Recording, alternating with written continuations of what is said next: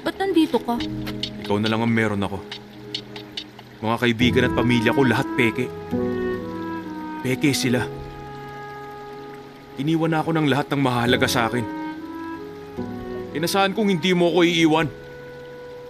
Kaya ayokong magustuhan ka. Sorry pero wag ganito. Sana di mo na lang ako nagustuhan nung una pa lang. Alam mo namang hindi ko yung ginusto. Babangkitin mo na naman yung setup.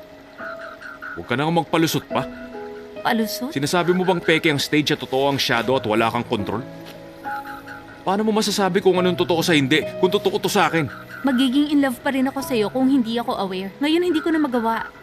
Alam mo naman yun. Sana hindi mo na hinayaan na magkagusto ko sa'yo. Sabi mo totoo yung shadow. Kaya totoo yung nararamdaman ko sa'yo. Bekyong, si Haru ang gusto Wala ko. akong pake. Kung ganun nga. Ewan ko kung paano babaguhin ni Haru ang kapalaran mo. Pero kaya ko rin yun. Ano? Babaguhin ko ang kapalaran mo para hindi ka mamatay. Papalitan ko rin yung kwento. Abangan mo. Totoo o hindi, papupunta ka rin sa akin.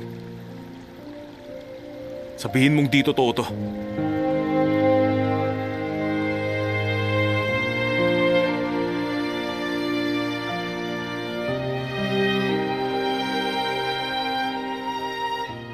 Pero alam mo, dahil sa ginawa mo, matutuloy pa rin yung surgery ni Dan-o.